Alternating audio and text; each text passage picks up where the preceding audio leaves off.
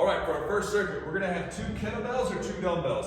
The kettlebells, if you're not comfortable catching it clean with your kettlebell, you may wanna use dumbbells on this, or one of the things we do for our warm-up is kind of work on that clean catch. And when we do that, when we have our kettlebell low, whenever we apply the force through the ground to make the momentum carry it up, we're just gonna rotate and pull into our body. So using the force from the lower body, catching and pulling into the body, we twist. So we keep our hands internally rotated, and then we just rotate externally and catch. So we're here, use our legs, get that momentum coming up and catch. We're gonna do that in a split stance with 2 kettlebells. So we'll start here, we're gonna use our legs to get that momentum. We're gonna rip up and we're gonna catch. Switching our legs, stand up, stand up. So we're using this momentum, using our legs to rip the kettlebells up. Then we switch our feet, we get back under, and we catch them here, trying to get our arms as tight to our body as possible. The elbows can be up, but we don't want them to be way out to the side. So, use the legs to get the power, switch and catch, stand up, reset down low, switch, catch, stand up. We're gonna do 6 to 8 each side. As we get heavier, we will take out some reps. Then, we're gonna have 1 kettlebell, come in here in a split stance. We're moving on a heavier kettlebell, and we're going up and down, trying to get real deep, going straight down. So I'm taking my hips straight down. Don't want to go forward, don't want to go back. Getting a big stretch in the front of the back leg, loading up that front hip. We'll do 8 to 10 on each side there. We'll need to rest after that. 2 to 3 minutes. This is a lot. We got power, and we have strength right after it.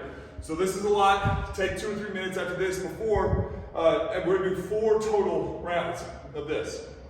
After this, we're over here to our bridge press. So we'll have a dumbbell. We'll be on the side of the bench. You want your shoulder blades, the bottom of your shoulder blades on the edge of the bench. We'll lift up in a bridge position. We're just gonna have 1 dumbbell. We're gonna press up, pull down. Press up, pull down. My arm or my forearm stays in an elevator, so I'm not bringing it down here. I'm keeping my forearm vertical as I pull down, opening that chest, pressing up, really reaching and protracting that shoulder, reaching up for the ceiling. It's also important that we keep our hips up and then we're active with our feet pulling back, so this whole back side is on. You're gonna feel that a lot after we just got done with all this leg work here. After that, we're gonna grab a kettlebell. And I'm gonna have a canister row. So I'm going to be set up over top of my hands. It's very important. If you sit back here, this is gonna be real easy. The row is just gonna be moving the shoulder blade back, letting the shoulder blade forward. But what is important is that we make sure that our shoulders come on top and then we load this upper body. So it should be very challenging for you to press your body away. If you're sitting back here and you have all your weight in your legs, it's a lot easier. Your core's not having to work. We're not having to work any stability up here at the upper body. So we're gonna be here, and you're really gonna feel those rotational forces. You'll feel your lat work more here. Feel that shoulder blade move. We'll have 8 reps on each side. Again, the canister effect of being over top and getting that core to fire and hold that middle still. So we'll do 8 to 10 on each side there of each exercise. You'll still need your 1 to 2, maybe your 3-minute rest after your press and row, and we'll complete 4 rounds of that also. For our third segment, we're gonna have a cable. We're gonna set single handle, we're gonna set low. We're gonna sit down in a little isometric squat, butt down, chest up, try to get your knees wide and your toes pushing down. And we're gonna feel that shoulder blade wrap around, okay? If you want, we can get a little speed with this, and that'll help work some of those anti-rotation forces. We want the torso to stay still while that shoulder blade and arm move around that rib cage pretty quick. Then we're going to be in either a hip thrust or a 45-degree hyper. So here you can roll your barbell over top, you could have a kettlebell, or you could have a dumbbell here on your waist, whatever you're kind of fancy. On our hip thrust, we want that bottom of our shoulder blades on the edge. Get our feet under us, our hips are down, our chest is up, facing forward. As we thrust up from the bottom, We push our knees forward, pull our feet back, and squeeze our glutes hard. We don't want to overextend, so we don't want to reach up with our spine. We just want to squeeze those glutes as hard as we can. Notice my chest is now up and towards the ceiling. As I go down, I pull my hips down, and then notice how I kind of pivot on that bench, now facing forward again. Again, we aggressively go up, knees go forward, feet go back, and then I pull my hips back down to the ground. Again, we can roll a bar over top of us here. Make sure you have a good pad. You can use dumbbells, you can use kettlebells, you can do single leg here, whatever you choose.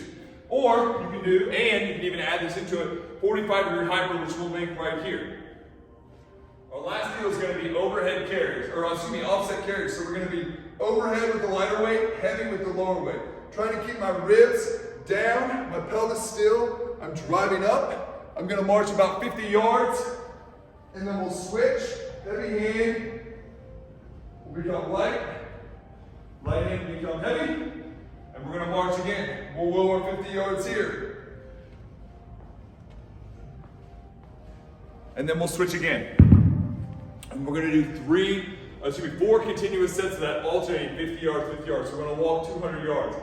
With this, we're either going to do the Versaclimber or the bike, or we're going to do some sort of sprint, some high intensity cardio. So you can take your pick depending upon what you have. We're looking to sprint for 10 to 15 seconds and do something like a bike for 30 to 40 seconds, okay?